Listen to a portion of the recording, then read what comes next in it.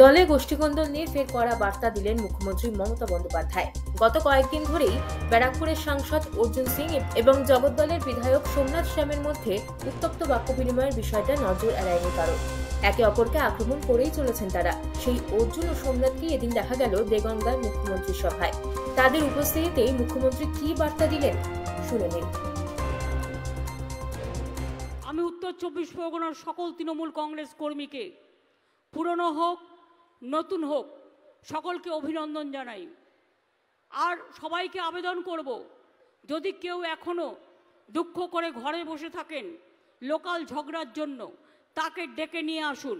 আমি কোনো ঝগড়া অ্যালাউ করব না। আমাকে 365 দিন কাজ করে যেতে হয় মানুষের জন্য। আর কেউ যদি লোকালি ভাবেন আমি বড় নেতা হয়ে গেছি, পার্টিটাকে না ভালোবেসে নিজেকে ভালোবাসবো, সেটা হবে না, সেটা করা যাবে না। তৃণমূলের কাজ হচ্ছে নিজেকে সেবা করা নয়, মানুষের সেবা করা। তৃণমূল কংগ্রেস পরিবার হচ্ছে মানুষের পরিবার, এটা মাথায় রাখতে হবে।